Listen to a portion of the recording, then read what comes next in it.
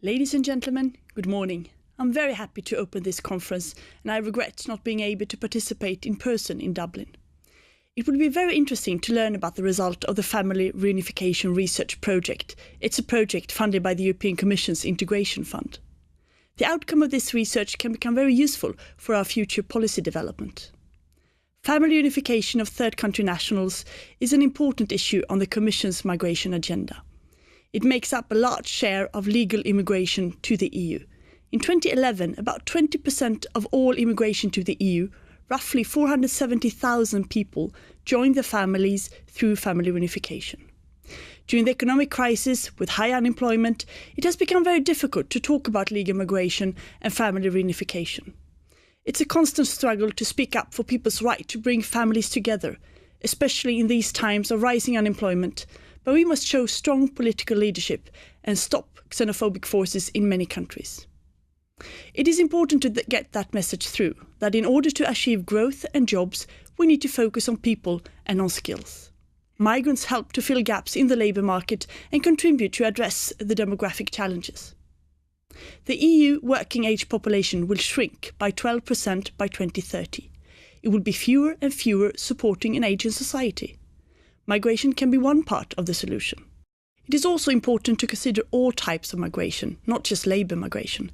People who come to Europe to join their families may most certainly have skills and qualifications that European employers need. We must not assume that a trailing spouse is unskilled and does not want to work. If you have travelled halfway across the globe, you can most probably also bring economic dynamism, new ideas and help to create jobs. It is for the member states to decide how many migrant workers they will accept. However, maintaining family ties should not become an additional difficulty for a migrant when deciding to move to an EU member state. Being close to your family is very important for most of us. Of course, it is also important for a person who has moved to another continent. To be close to your family is not only very important for a person's well-being, it also helps create social-cultural inclusion and practical support in the process of getting familiar with the new country. It is crucial for integration not to have to worry about your loved ones on the other side of the globe. In accordance with the fundamental right to family life, migrants have the right to have their family members join them under the conditions set by the Directive on Family Unification. Member states must therefore admit the family members of third country nationals if all the conditions under the directives are fulfilled. This has been part of a quite heated political debate. A few years ago, many questioned the future of the EU's family reunification policy. However, over the past 15 months, much progress has been made. Starting with the Commission's Green Paper on the right to family reunification of third country nationals living in the EU, we have held lively and fruitful public debate on the topic. We received over 100 replies to this Green Paper, and a public hearing was held in 2012 in the framework of the European Integration Forum. During this process, it became clear that there is overall agreement that the right to family life is a fundamental right to be protected. It was also clear that the Family Reunification Directive should not be reopened, but that the Commission should ensure the full implementation of existing rules and open infringement procedures where necessary, and produce interpretative guidelines. Member States also requested to address the issue of fraud and misuse of the system. The public consultation has shown that leadership by the EU can transform a potentially heated debate on a sensitive topic into an informed, content-based exchange. Since then, we have followed up with actions on these recommendations through expert group meetings and an increased monitoring of the implementation of the directive. Examples of concern regarding the implementation are excessive requirements on fees for family unification and lack of proportionality of integration measures. The Commission is therefore also preparing interpretative guidelines for the directive to ensure a better and more coherent application in all member states.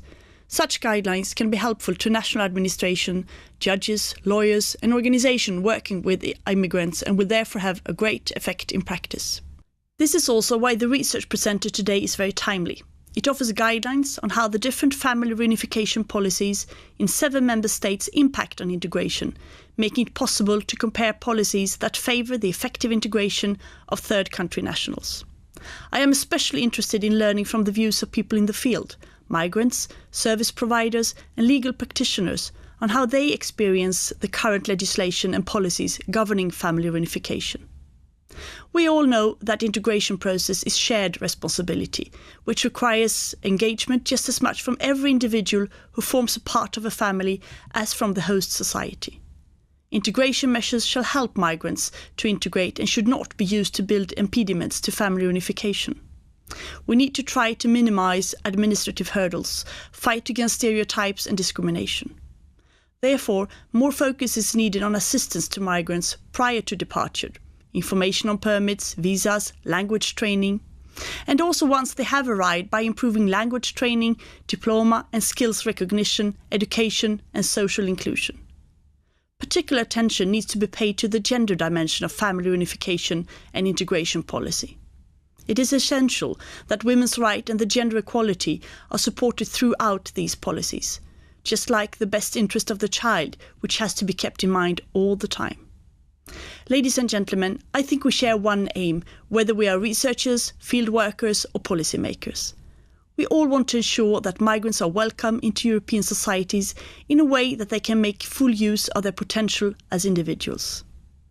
I assure you of my commitment to continue working on that basis. Let me wish you an excellent conference. Thank you very much.